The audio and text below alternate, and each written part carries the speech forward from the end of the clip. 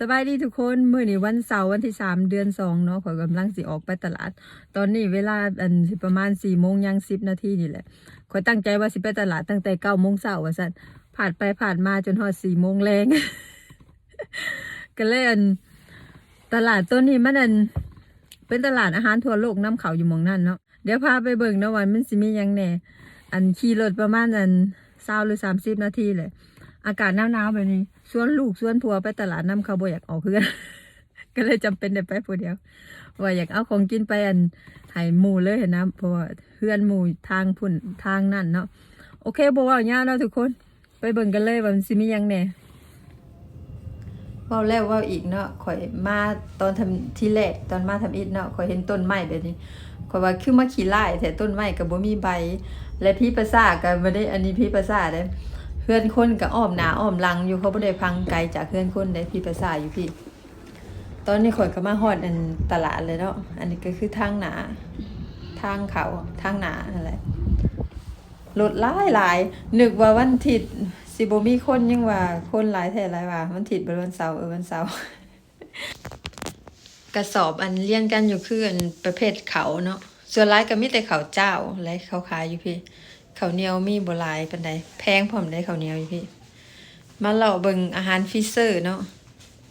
อันนี้อาหารฟิเซอร์หลายแนวอยู่ได้มีฮอดหมากเคี่ยวนะ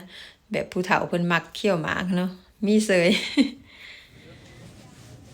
แล้วก็มาเอาน้ำดื่มเมื่อให้ลูกชายเพิ่นมากินได้แถวน้ำจูสอยู่นี่ว่าซั่นมาช่วงนี้บ่เห็นไข่อิหยังก็ไข่นกกระจอกเทศ ปกติเห็นหน่วยบางใหญ่เขาขายหน่วยหนึ่งอย่างต่ำสุดก็ประมาณ50 ดอลต่อหน่วยเนาะไข่นกกระจอกเทศตัวใหญ่ๆมาเอาห่อสมก็อันนี้คือสมเนาะเขาบ่ได้ห่อใส่ใบตองได้เขาห่อใส่ถุงยางอยู่พี่บ่แซ่บเท่าใบตองเขาซ้ำอันนี้ก็ประเภทขนมสลายกับช็อกโกแลตอะไรก็มันมีใส่นั่นใส่นี่ทั้งในเนาะส่วนหลายก็เป็นในหมักม่วงหิมพานต์ในนั่นอันนี้หลายประเภทอะไรได้ในอยู่พี่เห็นนะคนมักกินใน มันมีโปรตีนหลายว่าจะมาหาหม่องของหมักข่อยเนาะอาหารซีฟู้ดอันนี้ก็คือประเภทซีฟู้ดเสี่ยวกุ้งนี่ราคามันถึกแน่ครึ่งโลกับ7 ดอลเนาะไฮไลท์มื้อนี้มีปลาสลามถึงจะ ปกมาบางเถื่อก็มีจระเข้ได้มื้อตอนนี้มีปลาสลามก็มีขายว่าซะอยู่นี่มันขายเครื่องแบบของแปลกๆนะขายเครื่องที่ว่าลายห่านเขาบ่เอามานะอยู่นี่จระเข้ปลาสลามหรืออาหารแบบคนอยู่พี่เห็นว่าแปลกนะเขาเอามาขายอันนี้หัวหมูเนาะหัวหมูราคาถึกๆได้อยู่พี่เฮ็ดเวียกชั่วโมงเดียวก็ซื้อหัวหมูได้เลยหัวหมูน่ะถึกแต่ว่าสิ้นมันกระดูกขางอีสังมันแพงเนาะนี่คือเฮ็ดเนาะเฮ็ดก็มีหลายชนิดอยู่ได้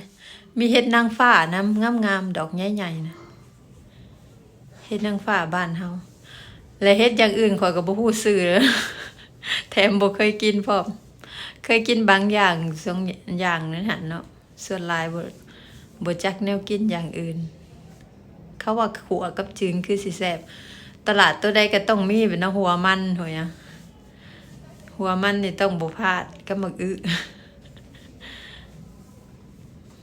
หมึกอึกับมันดีอยู่ได้เลยหัวน้อยๆเขียวๆก็มันต้นเนาะมันต้นใหม่แหละลงท้ายด้วยเส้นเฟอถั่วงอกหมักลิ้นจีนแล้วก็หน่อไม้เนาะแถวนี้บัดนี้มาฮอดเฮือนเลยเนาะอันนี้ก็คือเครื่องของยังเก็บขึ้นมาบ่เบิดซ้ำ ยังให้ลูกชายลงไปเอาอยู่อันนี้คือขนมมันมีในอีสังทางในนะหลายอย่างหลายชนิดอันนี้ขนมลูกชายข่อยเพิ่นมักเนาะมันเป็นแบบเสือกก็เลยรสชาติมันแบบคือน้ำโคกนะแล้วก็อันนี้ขนมตัวนี้แหละเพิ่นบอกเพิ่นสั่งข่อยนะทุกเทื่อต้องได้กินว่าซั่นอันนี้แม่งจีน่ายนะแม่งจีน่ายแม่นแหละแล้วก็แม่งงอด ของแท้ได้มันของแท้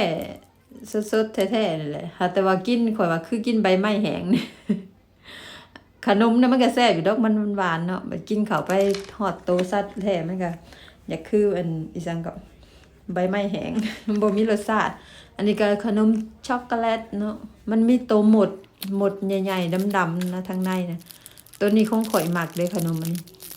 มันหอมเลยมันเลยก็แซ่บนะขนมอันนี้แซ่บของโปรด มาฮอดเฮือนผัวเพิ่นก็อันเฮ็ดแฮมไว้ถาเนาะจักไว้ถาหรือไว้กินเพิ่นเองแหล้วเพิ่นมักกินแฮมข่อยบัดบ่มัก อันนี้ก็คือแฮมที่เพิ่นคุกแล้วเนาะข่อยก็ไปคุกของกินที่ข่อยอยากกินแหล้วประเภทซีฟู้ดเนาะอันข่อยซื้อมา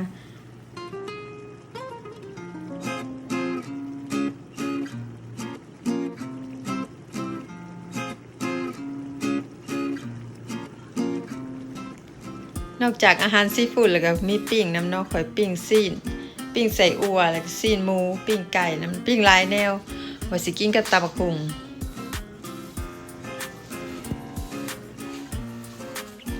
อันนี้ก็คือซีนที่ข่อยปิ้งแล้วเนาะข่อยบ่มักปิ้งสุกปานใดข่อยมักปิ้งสำลากงเกิงถามกับย่าได้ย่าแล้วมักกินแบบอันแห้งๆนะอันนี้คือวัยรุ่นเขากินกันเนาะ วัยรุ่นจักรุ่นได้เลยนะ ประเทศกินแล้วละบัดอันลืมตำบักหุ่งเจ้าซุมเพิ่นขึ้นมากินแล้วบัดว่าตำบักหุ่งยังบ่แล้ว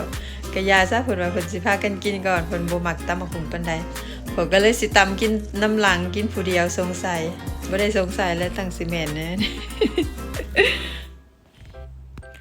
มาได้ทุกคนมากินตำบักหุ่งนำกันอันนี้ก็คือหน้าตาตำบักหุ่งข่อยแล้วเนาะมีแต่ข่อยกินผู้เดียวได้บัดนี้ ขอตัวไปกินข้าวกันเด้อทุกคนมีคำถามอีหยังก็คอมเมนต์มาเด้อสิตอบให้ทุกคนบ๊ายบายพบกันคลิปหน้า